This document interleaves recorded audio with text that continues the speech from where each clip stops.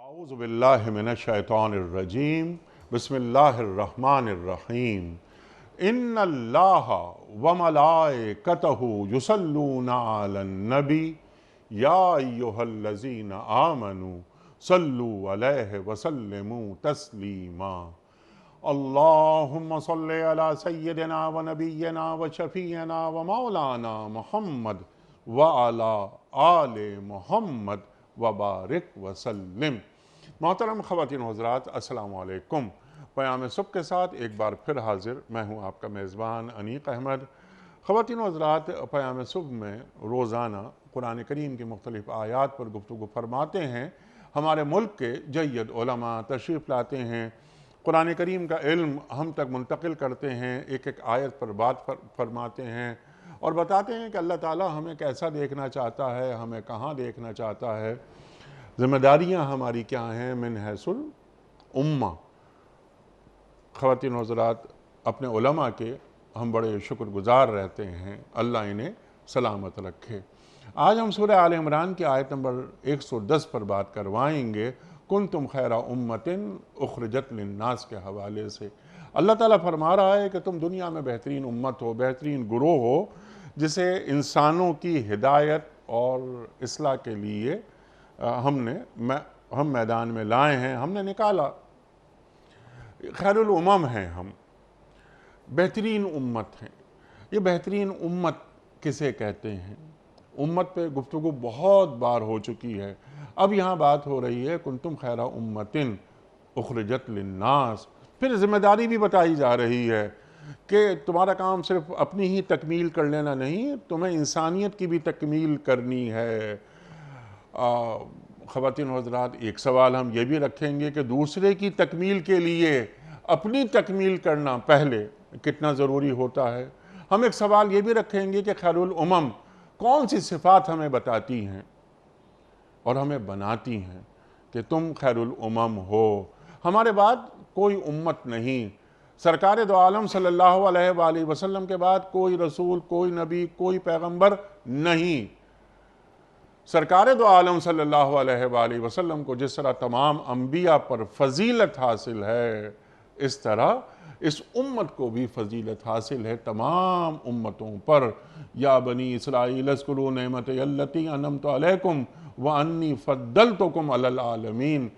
وہ امتیں معزول ہو گئے، ہم امتیں معمور ہیں۔ کون کون سی خوبیاں ایک خیر امت کی حیثیت سے ہم میں ہونی چاہیے، ہم یہ بھی اپنے آج کے مہمان سے پوچھیں گے۔ نیکی کا حکم دیتے ہیں یہ جو خیر امت ہیں، برائی سے روکتے ہیں۔ نیکی کا حکم اور برائی سے روکنے کے بعد اللہ فرما رہا ہے کہ اور اللہ پر ایمان رکھتے ہیں۔ یہ ایمان کو بعد میں کیوں رکھا گیا؟ یہ بھی ایک سوال ہم پیش کریں گے۔ پھر اہل کتاب کے تعلق سے بات ہو رہی کہ یہ اہل کتاب ایمان لاتے تو انہی کے حق میں بہتر تھا، لیکن ان میں سے کچھ لوگ ہیں معدود چند جو ایمان قبول کرتے ہیں، رسول پر ایمان لاتے ہیں۔ اور ہم نے یہ دیکھا کہ بنی اسرائیل میں کئی لوگ، لیکن چند لوگ دین قبول کر کے مشرف با اسلام ہوئے۔ سوالات بہت سارے اس سلسلے میں ہیں، اٹھیں گے اور ہم اٹھائیں گے اور سیکھیں گے مفتی منیب الرحمان صاحب سے۔ خواتین و حضرات، مفتی منیب الرحمان صاحب ہمارے ملک کا ایک جانا مانا نام ہے، آپ اور ہم جانتے ہیں۔ لاتعداد کتابوں کے مصنف ہیں، روزنامہ دنیا کے مستقل کالم نگار ہیں۔ ہمیشہ ہم مفتی منیب الرحمان صاحب سے سیکھتے ہیں۔ مفتی صاحب کو خوش آمدید کہتے ہوئے پروگرام کا آغاز اللہ تعالیٰ کے بابرکت نام سے۔ اعوذ باللہ من الشیطان الرجیم، بسم اللہ الرحمن الرحیم۔ کنتم خیر امت اخرجت للناس تأمرون بالمعروف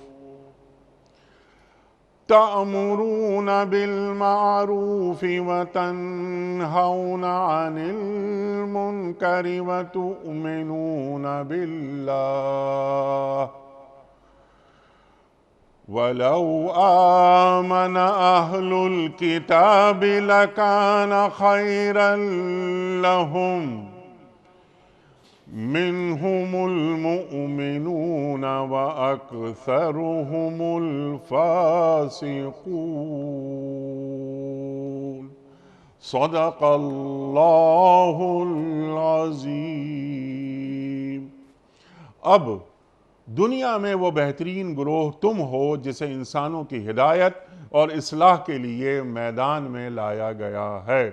تم نیکی کا حکم دیتے ہو، بدی سے روکتے ہو اور اللہ پر ایمان رکھتے ہو۔ یہ اہل کتاب ایمان لاتے تو انہی کے حق میں بہتر تھا، اگرچہ ان میں کچھ لوگ ایماندار بھی پائے جاتے ہیں مگر ان کے بیشتر افراد نافرمان ہیں۔ صدق اللہ العظیم۔ محترم مفتی منیب الرحمان صاحب کی خدمت میں اس سے پہلے کہ ہم رکھیں آج کے پروگرام کے حوالے سے پہلا سوال کوئز، کل کے پوچھے گئے سوال کا درست جواب اور آج کا سوال آپ کی خدمت میں۔ یہ چھوٹا سا ایک سلسلہ ہے، آپ اور ہم جانتے ہیں دینی معلومات کا فروغ اس کا بنیادی محرک ہے، خاص طور پر ہمارے نوجوانوں تک یہ دینی معلومات پہنچیں۔ کل کا سوال ہمارا یہ تھا کہ قرآن کریم کی کس صورت میں بیان کیا گیا ہے کہ محمد صلی اللہ علیہ وآلہ وسلم اللہ کے رسول ہیں؟ درست جواب سورہ فتح میں، محمد الرسول اللہ والذین معہ اشداء علی الکفار رحماء بینہم۔ آج کا سوال نوٹ فرما لیجئے، سورہ بقرہ میں کل کتنی آیات ہیں؟ 185، 285 یا 286؟ جو درست جواب آپ سمجھتے ہوں روانہ فرمائیے۔ ہمارے فون نمبرز ہیں 00922134527 ہمارا دوسرا فون نمبر ہے 009221343000980۔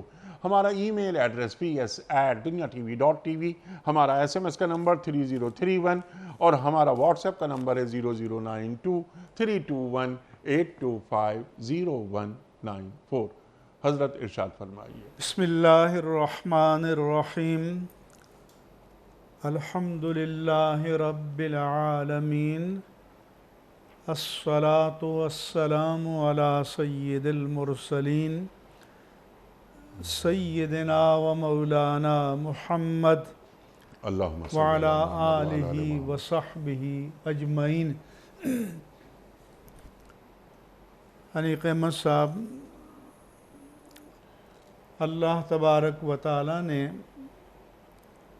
امت خاتم النبیین سیدنا محمد الرسول اللہ صلی اللہ علیہ وآلہ وسلم کو خیر امت یا خیر الامم یا وسط الامم کے لقب سے اعزاز سے نوازا کہ آدم علیہ السلام سے لے کر خاتم النبیین صلی اللہ علیہ وآلہ وسلم تک جتنے بھی انبیاء کرام اور رسول اعظام تشریف لائے اور ان کی امتیں آئیں اور چلی گئیں، ان سب میں افضل امت، بہترین امت اللہ نے فرمایا کہ امت محمد مصطفیٰ ہے صلی اللہ علیہ وآلہ وسلم۔ ایک تو یہ ہے کہ اس امت میں افراط و تفریط نہیں ہے، غلو نہیں ہے جو پچھلی امتوں نے اختیار کیا کہ نصارہ نے یہاں تک افراط کی، یہاں تک غلو کیا کہ عیسیٰ علیہ السلام کو اللہ کا بیٹا قرار دے دیا، اور یہود نے اتنی تفریط کی، درجے کو اتنا گھٹایا کہ حضرت عیسیٰ علیہ السلام کی نبوت کا انکار کیا، اور آپ کی والدہ ماجدہ عفیفہ حضرت مریم علیہ السلام کی عفت پر بھی انہوں نے حرف زنی کی۔ پھر اس امت کا میں جو معیار مقرر کیا گیا ہے اس کی طرف آپ نے اشارہ کیا کہ ہم جس چیز کی طرف لوگوں کو دعوت دے رہے ہیں اس پر خود ہمیں بھی عمل پیرا ہونا چاہیے، اس پر خود ہمیں بھی عامل ہونا چاہیے، کیونکہ علماء بنی اسرائیل کے بارے میں قرآن کریم نے فرمایا کہ تأمرون الناس بالبر وتنسون انفسکم وانتم تتلون الکتاب افلا تعقلون، کہ کیا تم لوگوں کو نیکی کا حکم دیتے ہو لیکن اپنے آپ کو بھلا دیتے ہو کہ اس کے اولین مخاطب تو تم خود ہو، اور تم کتاب الہی کی تلاوت کرتے ہو کہ احکام الہی میں کسی کو استثناء نہیں ہے، افلا تعقلون، کیا تم عقل نہیں رکھتے؟ پھر قرآن ہی میں فرمایا کہ یا ایھا الذین آمنوا لم تقولون ما لا تفعلون، اے مومنو وہ بات کہتے کیوں ہو جو خود کرتے نہیں ہو، کبر مقتا عند اللہ ان تقولوا ما لا تفعلون، اللہ کے نزدیک یہ بہت ناراضگی کی بات ہے کہ تم کہو کچھ اور کرو کچھ۔ رسول اللہ صلی اللہ علیہ وآلہ وسلم نے جو معیار پیش کیا، آج کل بھی آپ کو پتہ ہے کہ سربراہ مملکت کو ایمیونٹی یا استثناء مل جاتا ہے، اسی طرح سے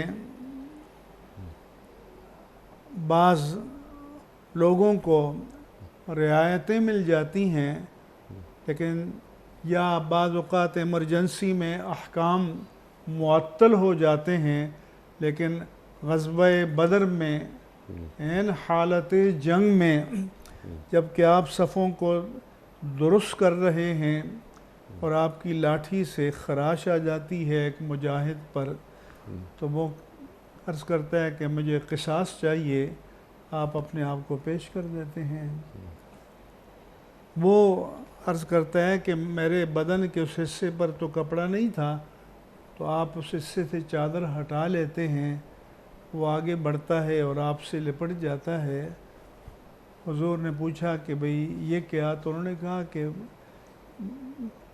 غلام کی کیا مجال کہ آقا سے قصاص لے، لیکن میں چاہ رہا تھا کہ میدان جہاد میں اب ہم قدم رکھ رہے ہیں، ہو سکتا ہے شہادت آ جائے، تو جانے سے پہلے آپ کے بدن سے بدن کو مس کرنے کا شرف نصیب ہو جائے۔ اللہ لیکن حضور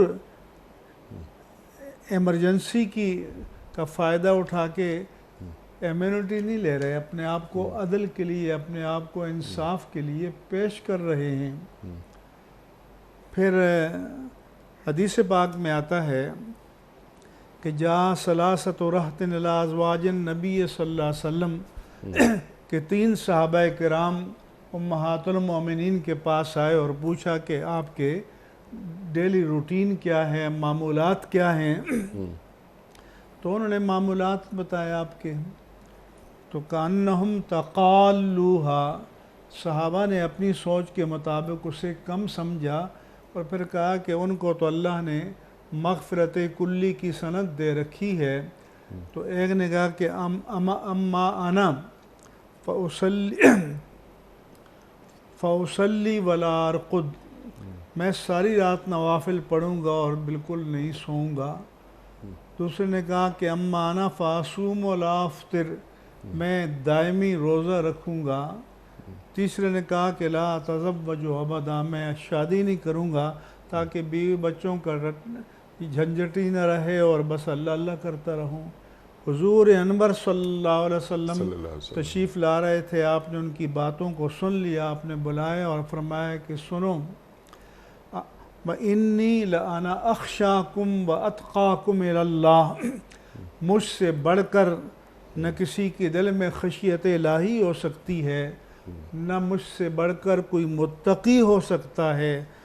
تو اسلی و ارقد، میں رات کو کچھ دیر کے لیے نوافل پڑھتا ہوں، کچھ دیر کے لیے سو بھی جاتا ہوں، اصوم و افطر، میں نفلی روزے بھی رکھتا ہوں لیکن کبھی چھوڑ بھی دیتا ہوں، واتزوج النساء، اور میں نے شادیاں بھی کر رکھی ہیں، فمن رغب عن سنتی فلیس منی، تو جو میری سنت سے ہٹ کر کوئی معیار تقوی ایجاد کرے گا تو اس کا مجھ سے کوئی تعلق نہیں ہے۔ دوسرا مسئلہ جو حدیث پاک میں بیان کیا گیا کہ جیسا کہ حضرت شعیب علیہ السلام کے بارے میں آیا کہ ان ارید الا الاصلاح، کہ میں تو اصلاح چاہتا ہوں، مستطاعت، جتنا میرے بس میں ہے، ٹھیک۔ وما توفیقی الا باللہ، اور مجھے اس کی توفیق اللہ ہی کی طرف سے نصیب ہوگی۔ تو حدیث پاک میں آتا ہے کہ جبریل امین کو اللہ حکم دیتا ہے یا فرشتے کو حکم دیتا ہے کہ ان اقلب مدینۃ کذا و کذا، کہ فلاں بستی کو اس کے رہنے والوں سمیت الٹ دو۔ تو فرشتہ عرض کرتا ہے کہ یا رب ان فیہا رجلا لم یاسک طرفۃ عین، کہ اے اللہ اس بستی میں تیرا ایسا پارسا، ایسا ولی، ایسا اللہ والا بندہ ہے کہ جس نے پلک جھپکنے کے مقدار بھی کبھی تیری نافرمانی نہیں کی، تو اس کا کیا ہوگا؟ تو اللہ فرماتا ہے کہ اقلب علیہ وعلیہم، اس سمیت بستی کو الٹ دو، فَإِنَّهُ لَمْ يَتَمَعَّرْ فِيَّ قَطُّ، کہ اس کے سامنے میری حدود کو پامال کیا جا رہا تھا تو اس کی جبین پر تو کبھی شکن ظاہر نہیں ہوئی، کبھی ناگواری کا اظہار نہیں کیا۔ تو اس کا مطلب یہ ہے کہ مومن کا کام صرف یہ نہیں ہے کہ اپنی نجات کا سامان کرے، مومن کا کام یہ ہے کہ اللہ کے رسول کی امت کی فکر بھی اسے دامن گیر ہونی چاہیے۔ اور اگر وہ یہ سوچے گا کہ تجھ کو پرائی کیا پڑی اپنی نہ بیٹھ تو پھر وہ بھی اس اجتماعی وبال سے بچ نہیں سکے گا، جس کو ایک اور حدیث میں حضور نے بیان فرمایا کہ اس کی مثال ایسی ہے کہ کشتی ہے، اس کے دو ڈیک ہیں، ایک نیچے ہے ایک اوپر ہے، نیچے والے اوپر والوں سے کہتے ہیں کہ ہمیں پانی دو، وہ نہیں دیتے، تو وہ کلہاڑا یا پھاوڑا لیتا ہے کہ میں اس میں سوراخ کروں گا کہ پانی چاہیے۔ تو حضور نے فرمایا کہ اگر اس کا ہاتھ پکڑ کر روک لیا تو سب غرق ہونے سے بچ جائیں گے، اگر اس کا ہاتھ نہ روکا تو سب ڈوب جائیں گے۔ تو گویا معاشرے میں جو صلاح و فلاح کی ایک فضا ہے، اگر بدی والوں کے ہاتھ کو سب نے مل کر نہ روکا تو ایک وقت آئے گا کہ اس وبال میں ساری بستی، ساری قوم، سارے لوگ مبتلا ہو جائیں گے اور پھر بدی غالب آ جائے گی اور خیر مغلوب ہو جائے گی۔ سبحان اللہ، سبحان اللہ۔ اب جی جو گفتگو آپ نے فرمائی کہ یہ امت میں سے یعنی ہم باعث تو امت، ہماری ذمہ داری کیا ہونی چاہیے، اور اللہ تعالیٰ نے ہمیں معمور کر دیا، ہم سے پچھلی امت بنی اسرائیل انہیں معزول کر دیا، اور آپ نے اس جانب توجہ بھی دلائی کہ افتؤمنون ببعض الکتاب وتکفرون ببعض، تم کیا کرتے تھے؟ یہ کیا کرتے تھے؟ اپنی کتاب کے کچھ حصوں کو تو مان لیتے تھے اور کچھ حصوں کو نہیں مانتے تھے۔ اتامرون الناس بالبر وتنسون انفسکم، یہ لوگوں کو تو نیکی کا حکم دیتے تھے، اپنے آپ کو بھول جاتے تھے۔ لا تشتروا بآیاتی ثمنا قلیلا، انہی کے بارے میں کہا گیا۔ حدیث میں تفصیل سے بیان کیا، فرمایا کہ اول ما دخل النقص علی بنی اسرائیل رجل یلقى الرجل، کہ سب پہلے جو خرابی بنی اسرائیل میں پیدا ہوئی اور اس نے نفوذ کیا، پینیٹریٹ کیا، کہ ایک شخص دوسرے شخص سے ملتا اور کہتا ہے کہ یا ھذا ما تصنع دعہ فإنہ لا یحل لک، کہ بابا یہ کیا کر رہے ہو، اس کام کو، اس دھندے کو، ان کرتوتوں کو چھوڑو، یہ تمہارے لیے جائز نہیں ہے۔ ٹھیک۔ پھر کہتے ہیں فلما کان یوم الغد، جب اگلا دن آتا اور وہ آتا تو لا ینہا، پھر وہ نہیں ٹوکتا تھا. ثم یکون اکیلہ و شریبہ و قعیدہ، اس کا ہم نوالا، ہم پیالہ، ہم نشین بن جاتا اور پھر اسی میں خود مبتلا ہو جاتا. پھر آپ نے فرمایا کہ لوئن الذین کفروا من بنی اسرائیل علی لسان داؤد و عیسی ابن مریم وضرب اللہ قلوب بعضهم ببعض، کہ بنی اسرائیل کے کفار پر لعنت کی گئی داؤد و عیسیٰ علیہ السلام کی زبانی، کیوں، اور ان کو ایک دوسرے کے رنگ میں رنگ دیا کیونکہ وہ برائی سے روکتے نہیں تھے. ٹھیک ہے. تو برائی سے روکنا یہ ہماری ذمہ داری ہے خیر الامم کی، امت وسط کی، اور لا تعلق رہیں گے تو باز پرس ہوگی اور جواب طلبی ہوگی. یعنی کہ خیر امت کے مقام پر فائز ہونا صفات سے مشروط ہے. صفات سے مشروط ہے، اس کے لیے مدار ہے، اس کے لیے معیار ہے، اس کے لیے ایک حد اللہ کے رسول نے بتائی کہ حضرت ابو امامہ نے حضرت ثعلبہ خشنی سے پوچھا کہ یہ جو قرآن مجید میں آتا ہے کہ لا یضرکم من ضل اذا اہتدیتم، اللہ فرماتا ہے کہ اگر تم خود راہ راست پر ہو تو کوئی بھٹکتا ہے، بہکتا ہے، برائی میں ڈوبتا ہے اور غرق ہوتا ہے تو تمہیں کوئی نقصان نہیں ہے. تو کیا پھر ہم الگ تھلگ ہو کر اور اپنی اصلاح میں مشغول ہو جائیں؟ تو حضرت خشنی نے فرمایا کہ یہ سوال میرے ذہن میں بھی آیا تھا اور میں نے سب سے بڑے خبیر اور باعلم ذات سید المرسلین صلی اللہ علیہ وآلہ وسلم سے پوچھا تھا. تو حضور نے فرمایا کہ نہیں، تم نے الگ تھلگ نہیں رہنا، بل ائتمروا بالمعروف وانہوا عن المنکر، بلکہ تم نیکی کا حکم دیتے چلے جاؤ، برائی سے روکتے چلے جاؤ، آخری حد تک جاؤ، حتی اذا رأیتم، یہاں تک کہ ایک ایسا دور آ جائے کہ رأیتم شحًا متبعاً، کہ بخیلوں کی پیروی کی جا رہی ہے، شحًا مطاعاً، ان کو اپنا مقتدا بنایا جا رہا ہے، وہمم متبعاً، اور خواہشات نفس کی پیروی کی جا رہی ہے، ودنیا مؤثرتاً، اور دنیا کو دین پر ترجیح دی جا رہی ہے، وإعجاب کل ذی رائے برائے، اور ہر شخص اپنی رائے کو، اپنی بات کو حرف آخر سمجھتا ہے اور اصلاح کی کوئی بات سننے کے لیے تیار نہیں بلکہ گلے پڑتا ہے.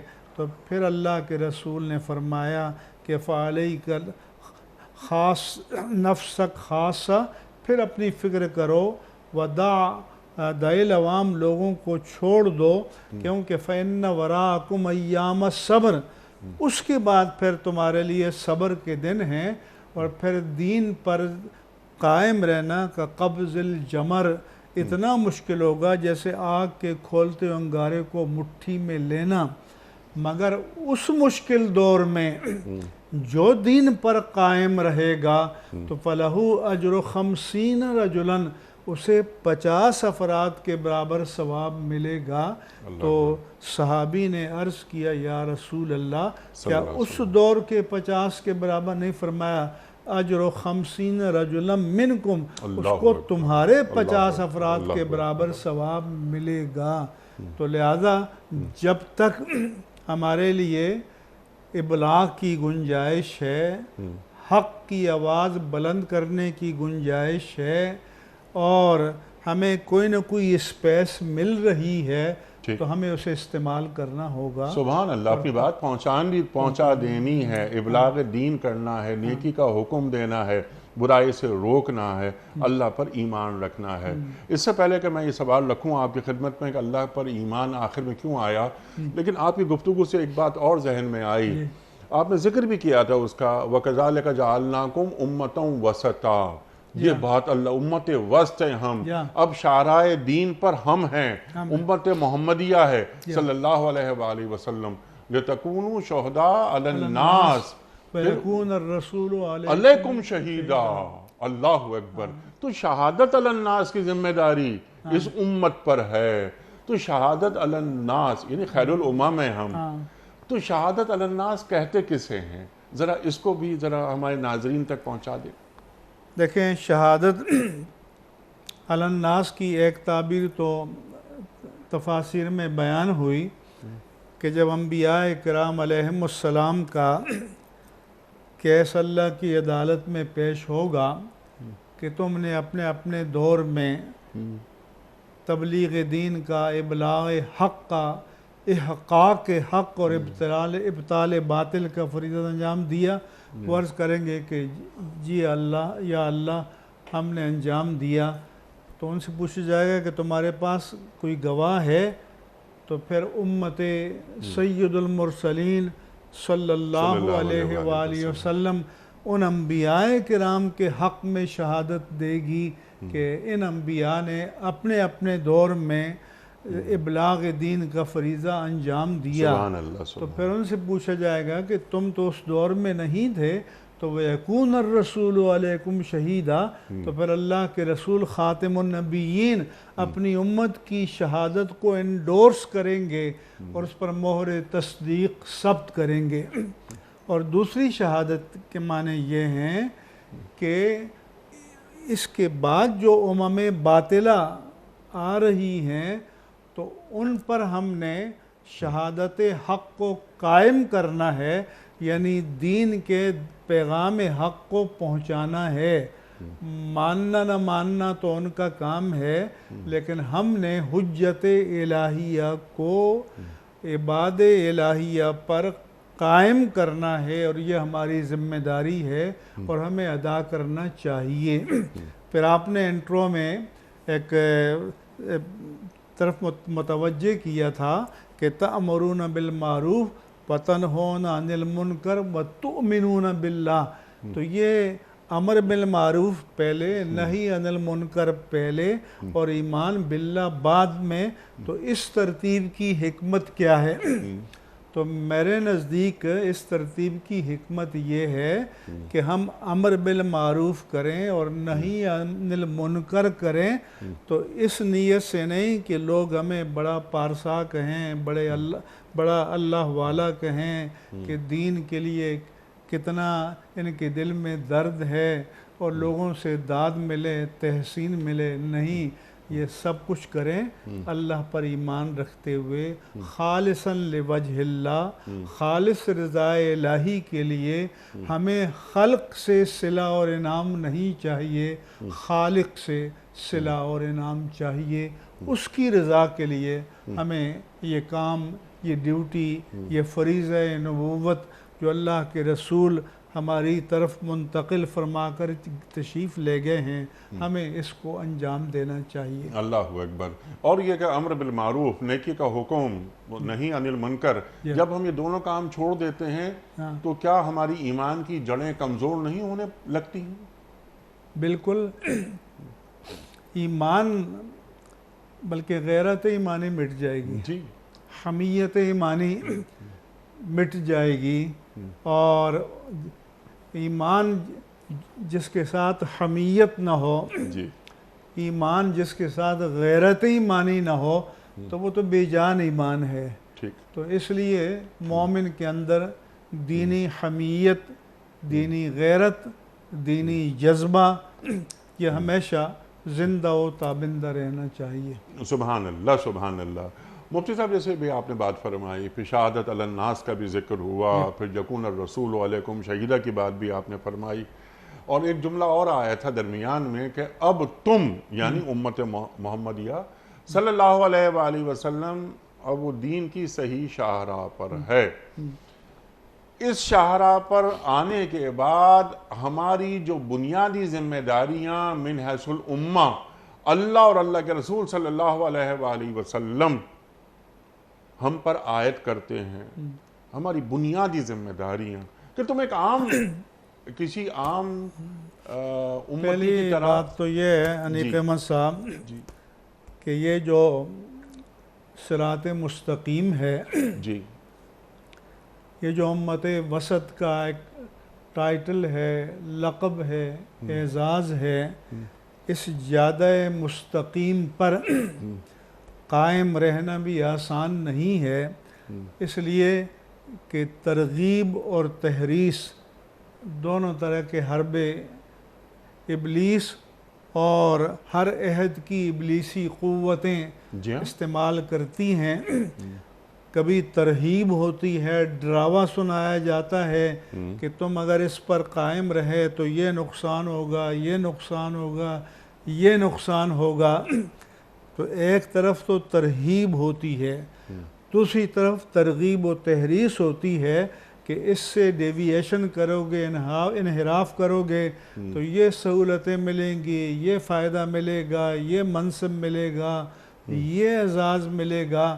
تو اس لیے اللہ نے فرمایا کہ ان الذین قالوا ربنا اللہ ثم استقاموا، کہ بے شک وہ لوگ کہ جنہوں نے ایک مرتبہ شرح صدر سے کہہ دیا کہ ہمارا رب اللہ ہے، اور پھر اس پر ڈٹے رہے، جمے رہے، قائم رہے، کوئی ترغیب، کوئی تحریص، کوئی ترہیب، کوئی ڈراوا انہیں راہ حق سے منحرف نہ کر سکا. تو اللہ فرماتا ہے کہ ان کی شان یہ ہوگی کہ تتنزل علیہم الملائکہ اللہ تخافوا ولا تحزنوا سبحان اللہ. وابشروا بالجنۃ التی کنتم توعدون. جب اس دنیا سے ان کی روح کی پرواز کا وقت آئے گا تو فرشتے ان کی روح کی استقبال کے لیے اتریں گے اور انہیں خوشخبری سنائیں گے کہ تمہیں کسی آنے والی بات کا خوف نہیں ہونا چاہیے، کسی گزشتہ بات کا رنج و ملال نہیں ہونا چاہیے، اور اس جنت کی بشارت سنو جس کا تم سے وعدہ کیا گیا تھا. وَلَكُمْ فِيهَا مَا تَشْتَهِي أَنفُسُكُمْ وَلَكُمْ فِيهَا مَا تَدَّعُونَ. اور تمہارے لیے وہ سب نعمتیں حاضر ہوں گی جن کی خواہش کرو گے، اور وہ بھی ہوں گی کہ جن کے لیے کبھی تم دعائیں کیا کرتے تھے. اور نزلا من غفور الرحیم، اور یہ میزبانی ہوگی، یہ بندہ بے کس مہمان ہوگا، اور رب ذوالجلال میزبان ہوگا غفور الرحیم کی جانب سے. اور نعمتیں حاضر کیسے ہوں گی؟ وَالدَّانِيَةً علیہم ظلالها وذللت قطوفها تذلیلا، کہ جب خواہش کرو گے تو ہاتھ بھی نہیں بڑھانا پڑے گا، وہ پھل جھک کر ان کے پاس آ جائے گا. اور پھر اس کے بعد فرمایا کہ من احسن قولا ممن دعا الی اللہ، اور اس سے بہتر بات کس کی ہو سکتی ہے کہ جس نے اللہ کی طرف بلایا. وقال اننی من المسلمین، اور یہ کہا کہ میں بھی مسلمانوں میں سے ہوں، میں بھی سراپا اطاعت گزار ہوں. اور فرمایا کہ وقال اننی من المسلمین ولا تستوی الحسنۃ ولا السیئۃ. اس راہ حق میں مشکلات بھی پیش آئیں گی تو نیکی اور بدی برابر نہیں ہو سکتی. ادفع باللتی ہی احسن، برائی کا بدلہ اچھائی سے دو. فَإِذَا الَّذِي بَيْنَكَ وَبَيْنَهُ عَدَاوَةٌ كَأَنَّهُ وَلِيٌّ حَمِيمٌ. اس کا نتیجہ یہ نکلے گا کہ وہ شخص کے تمہارے اس کے درمیان عداوت ہے، تمہارے اخلاص کی وجہ سے وہ تمہارا سرگرم دوست بن جائے گا. وَمَا يُلَقَّاهَا إِلَّا الَّذِينَ صَبَرُوا. اور یہ سارے اعزازات نہیں ملتے مگر ان کو جو راہ حق میں صبر و استقامت کے ساتھ رہیں. وَمَا يُلَقَّاهَا إِلَّا ذُو حَظٍّ عَظِيمٍ. اور یہ ان کو ملتا ہے کہ جن کے لیے اللہ کی بارگاہ میں بڑا حصہ ہوتا ہے. سبحان اللہ، سبحان اللہ، سبحان اللہ، سبحان اللہ. یعنی خیر امت جی ہاں کہ منصب پر فائز ہونے کے بعد کچھ ذمہ داریاں بھی اللہ تعالیٰ فائز کر رہا ہے، عائد کر رہا ہے، اور پھر اس کا اجر جو آپ نے بیان فرمایا. اچھا، من حیث الامہ ہماری کچھ ذمہ داری ہیں. کنتم خیر امۃ اخرجت اجر للناس. تو اتنا ہے کہ الدال علی الخیر کفاعلہ،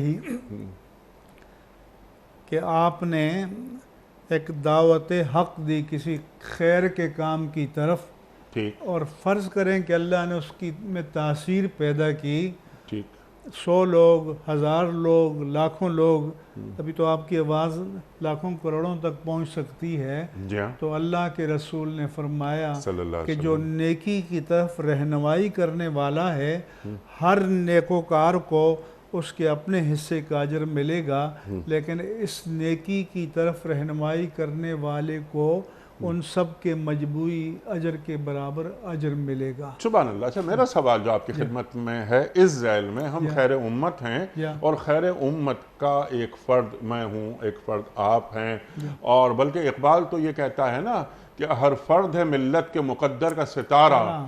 تو ایک امتی کی حیثیت سے، کیونکہ یہاں امت کا لفظ آیا ہے تو میں امتی کا لفظ استعمال کر رہا ہوں، کہ ایک امتی کی حیثیت سے ان انعامات کو حاصل کرنا جو آپ نے بیان فرمایا، جو قرآن بیان فرما رہا ہے، اس کے لیے میری کچھ ذمہ داریاں بھی بنتی ہیں.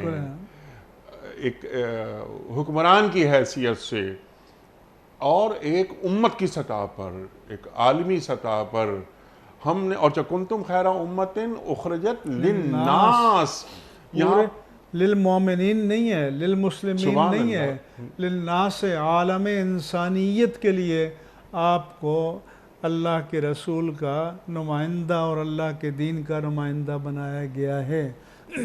سبحان اللہ. تو چند اس چیزیں، لیے چند کام، کیونکہ ہاں جی چند کام، جی بس چند ذمہ داریاں. ایک فرد واحد، ایک تنہا ایک شخص، ابراہیم علیہ السلام تنہا ہیں، انہیں امت قرار دیا جا رہا ہے، کام کرنا ہے.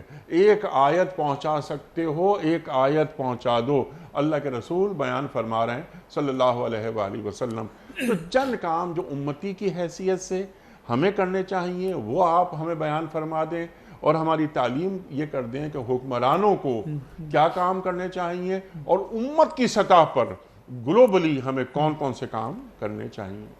پہلی بات تو یہ ہے انیق احمد صاحب کہ اسلام کوئی ایبسٹریکٹ چیز، کوئی مجرد چیز، کوئی حیولہ نہیں ہے کہ اسے مسلمان یا مومن کی شخصیت سے نکال کر الگ کہیں نمائشی پیس کے طور پر رکھ دیا گیا ہو. یہ جو دنیا جس عہد میں ہم جی رہے ہیں، تو یہ اگر اسلام کو جانے گی تو مسلمان کے حوالے سے جانے گی. ٹھیک. یہ دنیا اسلام کے بارے میں رائے قائم کرے گی تو مجھے اور آپ کو دیکھ کر قائم کرے گی. تو پہلی بات تو یہ ہے کہ ہم اسلام کا اشتہار ہیں، ہم اسلام کی تصویر ہیں. تو سب سے پہلے تو ایک فرد کی حیثیت سے، ایک معاشرے کی حیثیت سے، ایک قوم اور ملک و ملت کی حیثیت سے، ایک امت کی حیثیت سے ہم دنیا کے سامنے اسلام کا کون سا چہرہ پیش کر رہے ہیں. وہ میں نے ایک واقعہ سنا تھا کہ ایک مبلغ نے غیر مسلموں میں تبلیغ کی، اور ایک شخص مسیحی تھا، وہ مسلمان ہو گیا، اس پر اسلام کو پیش کیا. پھر اس نے کہا کہ میں 1 سال کے بعد جرمنی کا حوالہ دیا کہ میرے ذہن میں آیا کہ اپنے نومسلم بھائی کی خبر لوں. تو میں گیا، اس سے ملا، تو میں نے دیکھا کہ وہ تو پھر مسیحی ہے. تو میں نے پوچھا یہ کیا ہو گیا، تم نے تو اسلام قبول کیا تھا.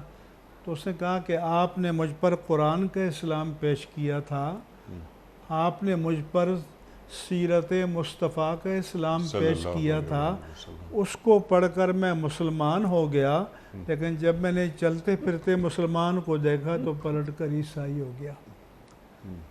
اس لیے وہ کہتے ہیں کہ actions speak more loudly than the words, کہ جو عمل کی دعوت ہے وہ الفاظ کی دعوت سے بھی زیادہ مؤثر ہے.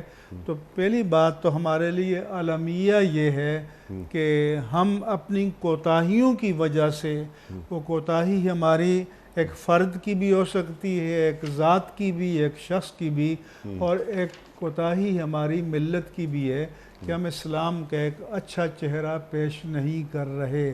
اس میں فرد بھی مسئول ہے، اس میں معاشرہ بھی مسئول ہے، اور سب سے بڑی مسئولیت اور اکاؤنٹیبلٹی اور جوابدہی جو ہے وہ حاکم وقت کی ہے کہ سب سے زیادہ وبال اس پر آئے گا تو جن کے رتبے ہیں سوا ان کو سوا مشکل ہے کہ جن کے پاس جتنا زیادہ اختیار ہے اتنا ہی زیادہ اس کی جوابدہی ہے کہ کلکم رائن و کلکم مسئول عن رعیتہ. ہر ایک نگہبان ہے اور ہر ایک سے اس کے ماتحتوں کے بارے میں پوچھا جائے گا. سبحان اللہ سبحان اللہ. اچھا کچھ تو ڈوز کی آپ نے بات کی اور کچھ ڈونٹس ہوتے ہیں کہ یہ تو کرنا ہے اور یہ نہیں کرنا. تو بہت سارے کام یہاں بھی امر بالمعروف و نہی عن المنکر کی بات ہو رہی ہے، تو یہ کام تو ہمیں کرنے ہیں. ہمیں دین کا صحیح چہرہ پیش کرنا ہے. جیسے ہر آدمی دین کا سفیر ہے. کون سے کام ہمیں نہیں کرنے ہیں؟ حزب اللہ اور حزب الشیطان. پہلے کیا ہے کہ دیانت ہے، امانت ہے، صداقت ہے، عدالت ہے، شجاعت ہے، سخاوت ہے. یہ انسانیت کی مسلمہ قدریں ہیں. سبحان اللہ سبحان اللہ. اگر ہم ان کا مظہر بنیں گے تو ہماری ذات سے دنیا کو اسلام کے بارے میں ایک اچھا اور مثبت پیغام ملے گا.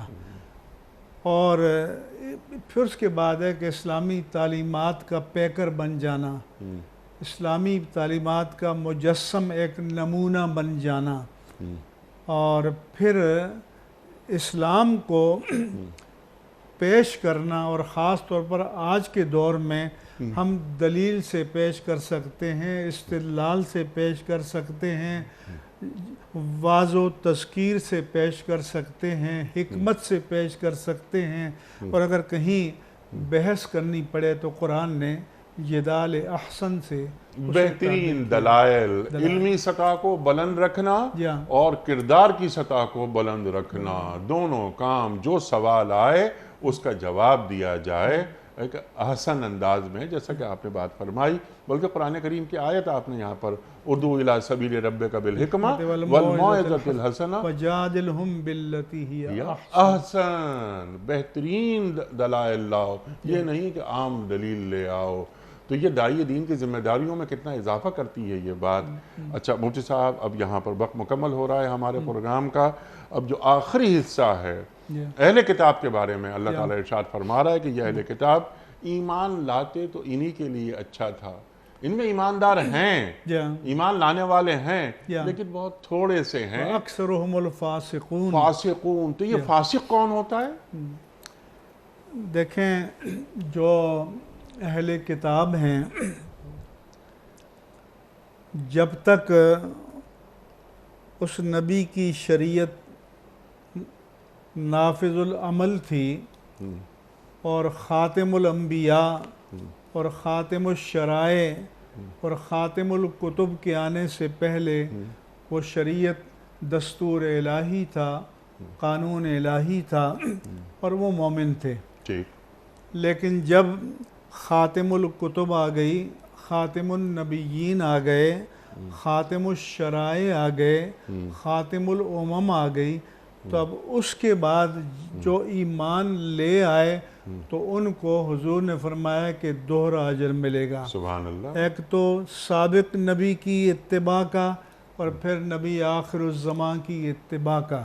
اور اگر انہوں نے اس نبی کی دعوت کو ٹھکرا دیا، اس شریعت کو ٹھکرا دیا، تو انہوں نے اس نبی کی بھی تکذیب کر دی. کیونکہ قرآن مجید فرماتا ہے کہ اللہ تعالیٰ نے ان نبیوں سے میثاق لیا تھا کہ لما آتیتم من کتاب من حکمہ، کہ جب اپنے اپنے دور میں اذا اخذ اللہ میثاق النبیین، کہ اللہ نے نبیوں سے میثاق لیا عالم ارواح میں کہ جب میں تمہیں اپنی اپنی باری پر کتاب و حکمت دوں گا، ثم جاءکم رسول مصدق لما معکم، پھر تمہارے پاس رسول آخر الزمان بالفرض آیا جو تصدیق کرنے والا ہوگا اس پیغام حق کی جو تمہارے پاس ہے، تو لَتُؤْمِنُنَّ بِهِ، تم ضرور بالضرور، یہ تاکیدات مؤکدہ ہیں، جی ہاں، اس پر ایمان لاؤ گے، وَلَتَنْصُرُنَّهُ، اور اس کی ضرور بے ضرور مدد کرو گے، وَأَخَذْتُمْ عَلَى ذَلِكُمْ إِصْرِي، اور اس پر مجھ پر پختہ وعدہ کرتے ہو۔ تو اس لیے ہر نبی اپنے دور میں نبی آخر الزمان کے بارے میں اپنی اپنی قوم کو یہ کہہ کر گیا ہے۔ یہی وجہ کہ قرآن نے فرمایا کہ وَكَانُوا مِن قَبْلُ يَسْتَفْتِحُونَ عَلَى الَّذِينَ كَفَرُوا، کہ یہ سابقہ اپنے اپنے دور میں جب اس عہد کے کافروں سے ان کی جنگ ہوتی اور کفار غالب آنے لگتے تو وہ نبی آخر الزمان کے وسیلے سے دعا مانگا کرتے تھے۔ جی فَلَمَّا جَاءَهُم مَّا عَرَفُوا كَفَرُوا بِهِ، لیکن جب وہ نبی آخر الزمان آ گئے تو انکار کیا، اور تو پھر ایسے منکروں پر اللہ کی لعنت ہو، حالانکہ یعرفونہ کما یعرفون ابناہم، اس طرح پہچانتے تھے جس طرح اپنے بچوں کو، اپنی اولاد کو پہچانتے ہیں، یہ ہیں لیکن دین وَأَكْثَرُهُمُ قبول نہیں کیا۔ الْفَاسِقُونَ، کہ یہ فاسقوں میں ہے۔ اچھا، فاسق کی تعریف ایک جملے میں؟ فاسق ہے کہ جو اللہ کے حکم سے حکم عدولی کرے۔ ٹھیک، ہمارے کہتے ہیں کلی متواتی، اس کے درجے ہیں۔ اگر ایمانی سے نکل جاتا ہے تو وہ کافر ہے، شرک کرتا ہے تو مشرک ہے، ایمان میں داخل ہوتا ہے لیکن اتباع کاملہ نہیں کرتا تو وہ فاسق ہے اور فاجر ہے، گناہگار ہے۔ تو پھر فسق کے درجے ہیں کہ جو ادنی درجے سے لے کر جو اعلیٰ درجہ ہے وہ کفر ہے، وہ کفر ہے، یعنی ایمان اور اطاعت سے باہر نکل جانا۔ میں آپ کا بڑا ممنون، بہت شکر گزار مفتی صاحب، بہت ساری باتیں، بہت سارے نکات ابھی گفتگو میں آ سکتے ہیں لیکن وقت یہاں مکمل ہوا ہمارے آج کے پروگرام کا۔ میں آپ کا بڑا ممنون، آپ تشریف لائے۔ خواتین و حضرات، اللہ تعالی ہمارے علماء کو سلامت رکھے، تشریف لاتے ہیں اور قرآن کریم کا جو علم ہے وہ ہم تک پہنچاتے ہیں، ہم تک منتقل کرتے ہیں کہ اللہ تعالیٰ قرآن کریم میں، یعنی قرآن کریم اللہ کا آخری کلام زمین والوں کے نام، کہ زندگی تمہیں کیسے گزارنی ہے، اور یہ عالم انسانیت سے مخاطبت ہو رہی ہے۔ جیسے آج کی آیت کے حوالے سے بھی کنتم خیر امت اخرجت للناس کی بات ہوئی ہے۔ تمام انسانیت کے لیے یہ امت جو خیر الامم ہے، بہترین امت ہے، یہ پیدا کی گئی ہے۔ کام کیا ہے، ذمہ داریاں کیا ہیں، وہ بھی مفتی صاحب نے ہمیں بتایا اور ہمیں تعلیم کیا۔ کوئز، کل کا سوال ہمارا یہ تھا کہ قرآن کریم کی کس صورت میں بیان کیا گیا ہے کہ محمد صلی اللہ علیہ وآلہ وسلم اللہ کے رسول ہیں؟ درست جواب سورہ فتح میں۔ آج کا سوال نوٹ فرما لیجئے، سورہ بقرہ میں کل کتنی آیات ہیں؟ 185، 285 یا 286؟ جو درست جواب آپ سمجھتے ہوں روانہ فرمائیے۔ ہمارے فون نمبرز ہیں 009221345270009، ہمارا دوسرا فون نمبر ہے 009221343000980، ہمارا ای میل ایڈریس ps@dunyatv.tv، ہمارا SMS کا نمبر 3031، اور خواتین و حضرات ہمارا واٹس ایپ کا نمبر ہے 009232182509194۔ وقت ہے قرآن اندازی کا۔ حضرت، آج کے ونر کون ہیں؟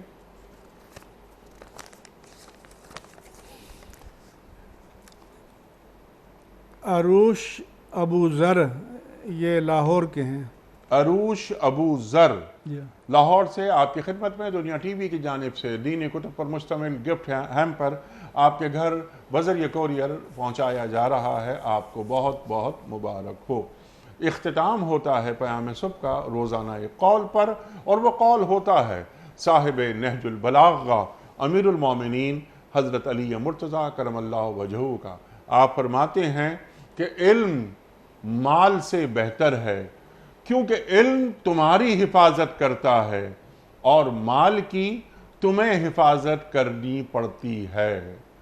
علم مال سے بہتر ہے کیونکہ علم تمہاری حفاظت کرتا ہے اور مال کی تمہیں حفاظت کرنی پڑتی ہے۔ سبحان اللہ، سبحان اللہ۔ اپنے میزبان انیق احمد کو کل تک کے لیے اجازت دیجیے۔